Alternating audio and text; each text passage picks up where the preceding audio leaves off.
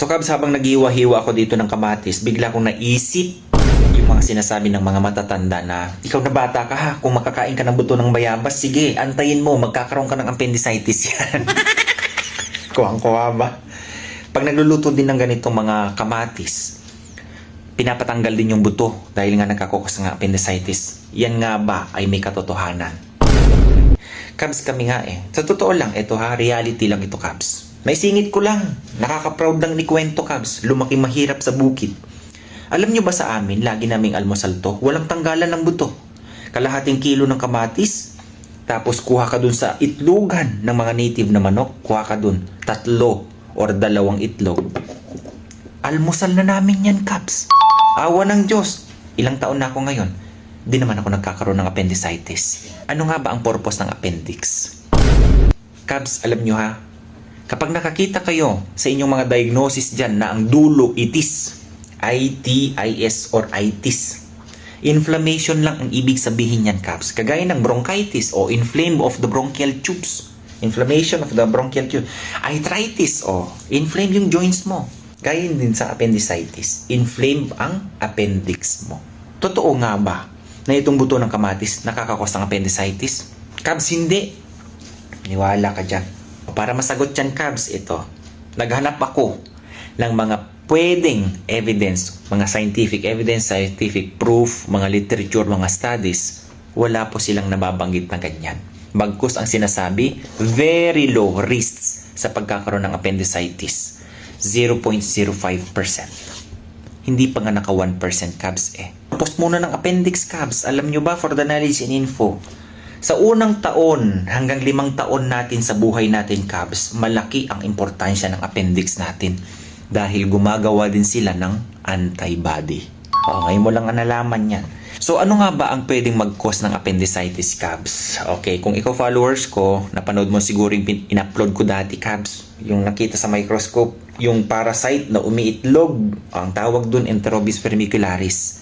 Yun yung naglilay ng egg sa isang gabi, Kabs, ng 16,000. Nagmamigrate sila sa ating mga, sa mga puwetan para dun sila mga itlog. Yun, pwedeng mag-migrate sa ating mga colon at pumunta sa appendix. Pwedeng maka-inflame yan, Kabs. Dun sila mamahay sa appendix natin. Yan ang isang dahilan. Pangalawa, shout out sa mga follower ko na hindi mahilig sa pagkain na matataas ang fiber. Nangunguna kasi mga fast food na pagkain.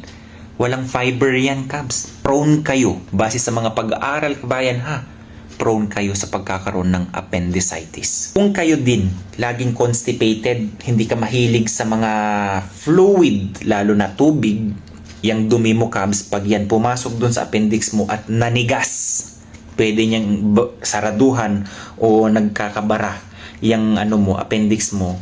Tendency niyan, paano na yung mga bakterya na nandun sa loob, kaya siya nai-inflame o walang labasan tumigas na yung dumi. Tandaan nyo, ang appendix, Kabs, iisa lang ang opening niyan, wala na yung labasan. Paano kung nanigas yung dumi doon? Ang tawag dyan, fecalith. Di ba? Pag sobrang tigas niyan at ikaw mahilig ka pa rin sa mga pagkain na hindi ma-fiber, kulang ka sa tubig, mga ganyan, tendency talaga mataas ang tsansa mo sa pagkakaroon talaga niyan. At tandaan nyo, kabayan ha, kapag kayo na-inflame ng inyong appendix, wala nang ibang remedyo dyan kundi operasyon. Okay? Surgery. Sa dinami-dami ng mga nabasa ko dyan pertaining sa pagkakaroon ng appendicitis, okay, tandaan nyo to, lalo na kung hindi maganda ang inyong digestive tract. Mas marami ang mga bad bacteria kaysa sa good bacteria. Pag tayo tumatanda, yan yung mga naiipon na mga good bacteria. Pag kulang na ang nandyan sa colon mo na good bacteria, naglalabasan yan papunta dun para tulungan yung mga nandyan sa colon mo. For digestion, mga ganyan, Kabs. For immunity, Kabs, andun din sa appendix natin. Okay? Kaya nga yung ating mga colon, kabayan, totoo lang talaga, 75% ng immune cells andyan. Ngayon, paano kung ang mas madami ay yung bad bacteria na pwedeng mag-lodge dyan sa inyong appendix? Pwedeng ma-inflame yan. So yun po, Kabs ha, ang mga dahilan kung bakit nagkakaroon ng isang tao ng appendicitis. Huwag ka masyadong magpapaniwala sa mga sabi-sabi na galing ang cause ay dahil sa pagkain ng buto na ganito. Wala pong scientific basis yan. Okay? Alagaan nyo po yung kalusugan nyo, Kabs, ha? Ang importante, i-incorporate nyo ang mga kinakain nyo na alam nyo maganda sa inyong kalusugan. God bless everyone. Bye-bye.